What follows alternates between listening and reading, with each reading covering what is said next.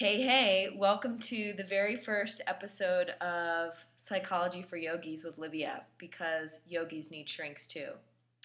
So, this little venture will work like this: one free weekly video, about 5 to 10 minutes long, based on what you write in.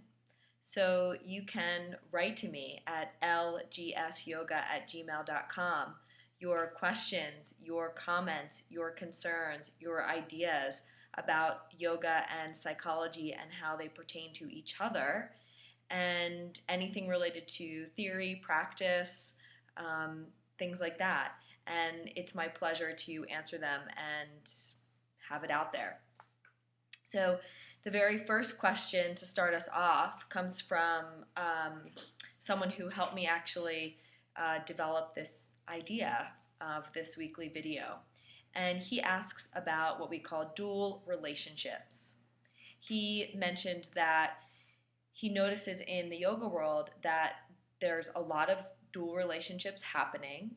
And not only that, but that it seems like one of the best ways to build your business is to actually cultivate these dual relationships.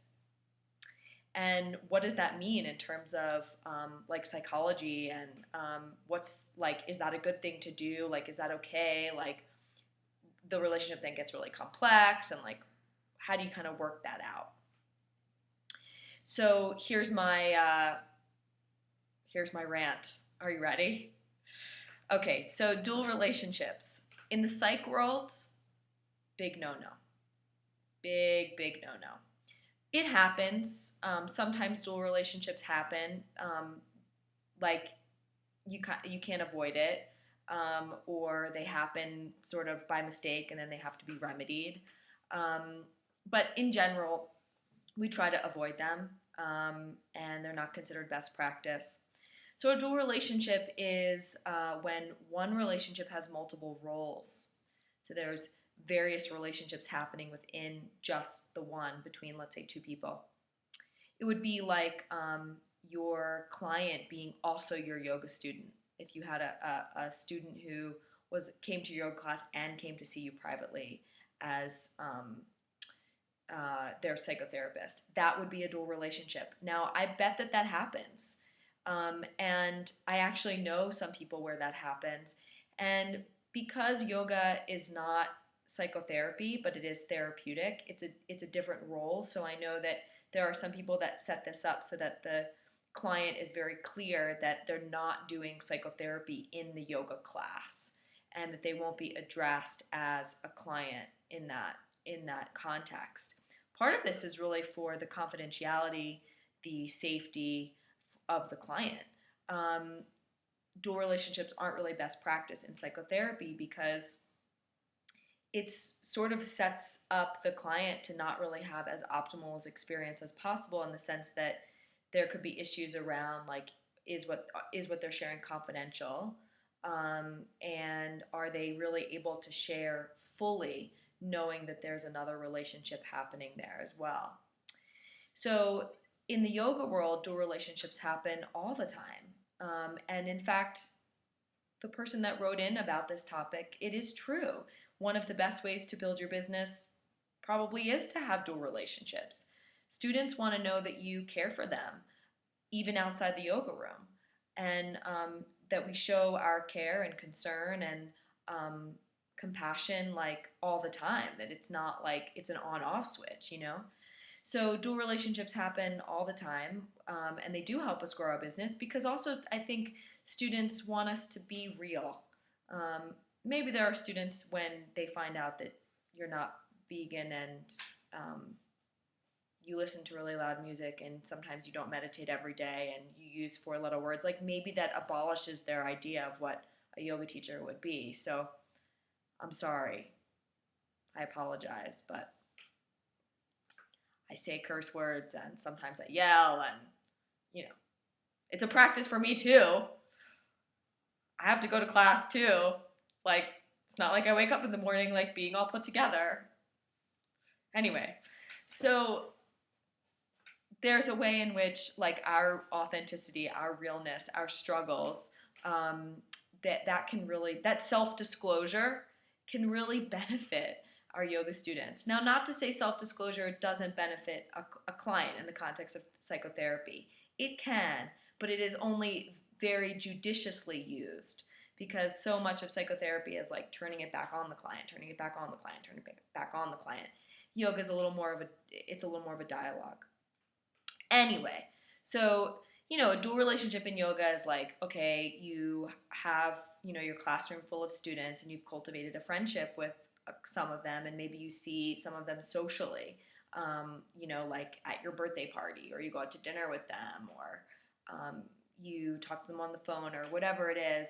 So that would be an example of a dual relationship. Another one would be, and maybe this has happened to you, where maybe you have a relationship with someone where you go to their classes all the time, and you're their student, and then maybe they started coming to your class, and so then they kind of were in that role of being your student in those moments.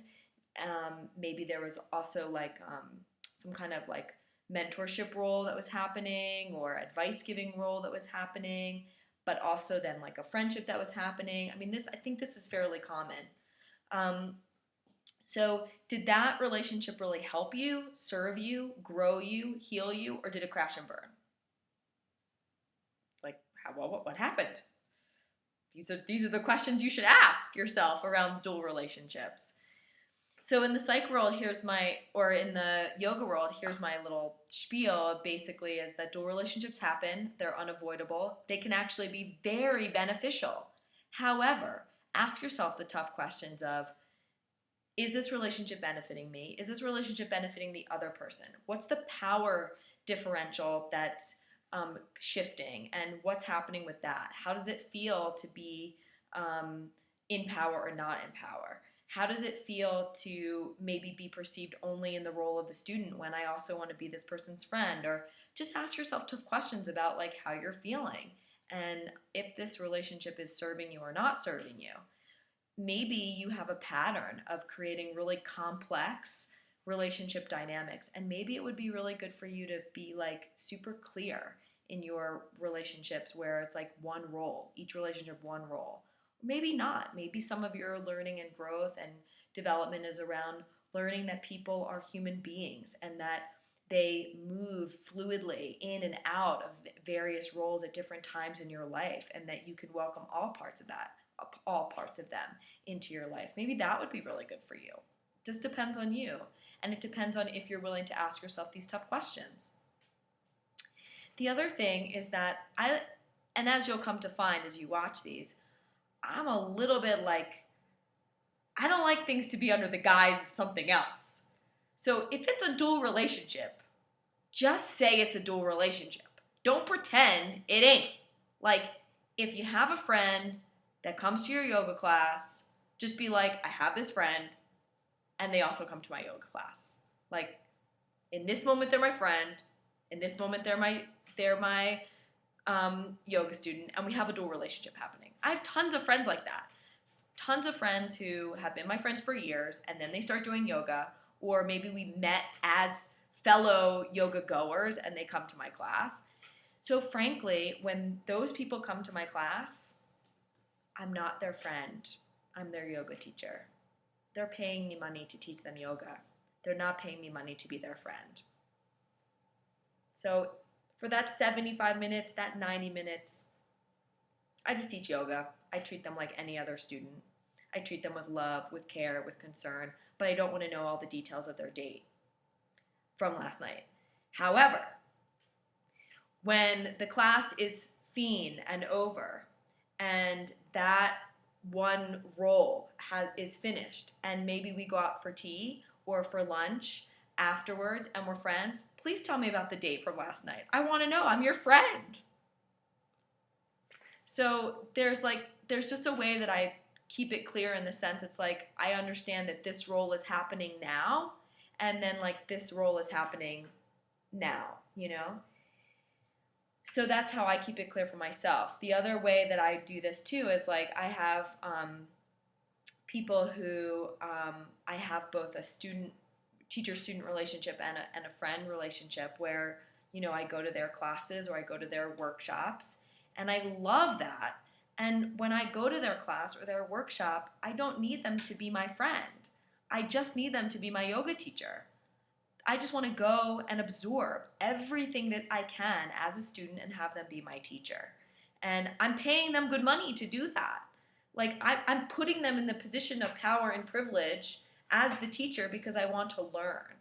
Not that I'm not retaining any, self-ownership and empowerment as a student. Of course I am, but like in that instant, they're my teacher and I'm paying them as such with my time, my money, my energy, all of that I'm paying them.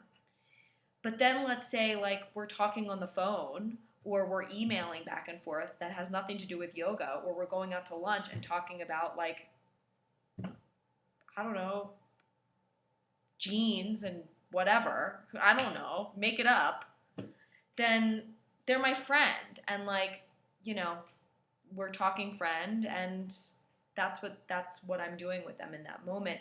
And so I'm not actively idealizing them as my teacher. I'm just there as a friend. I tell them stuff, they tell me stuff, but I'm not doing the please give me your knowledge, help me learn kind of thing beyond what that friendship role would be.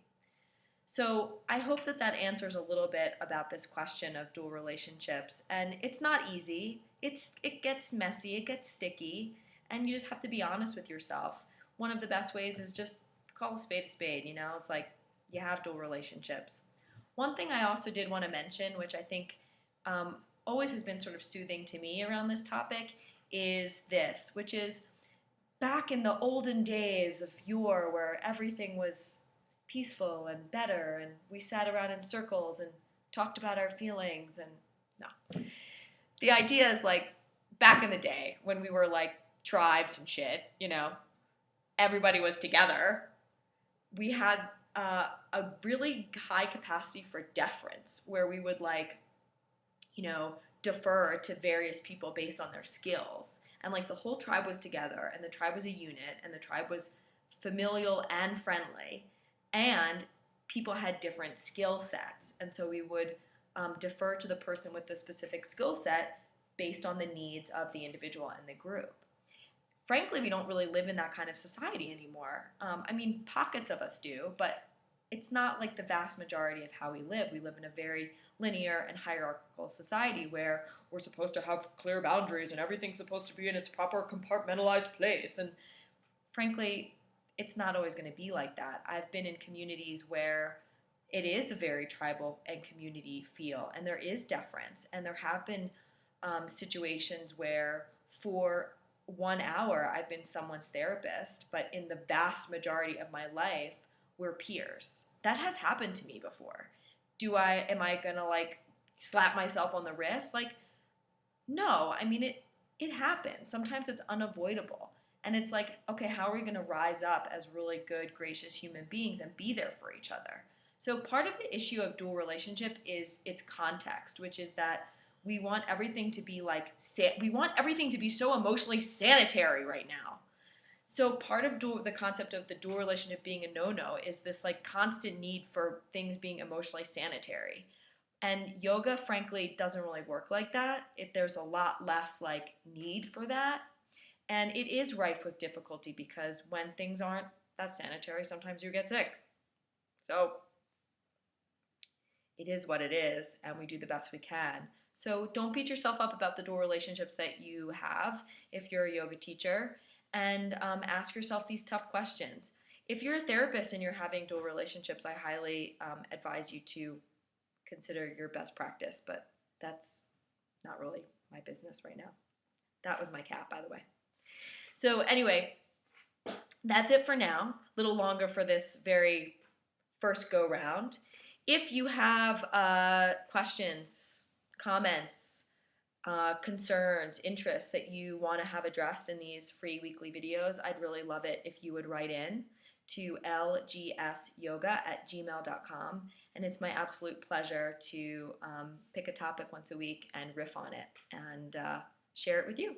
So thanks for listening, and see you next week.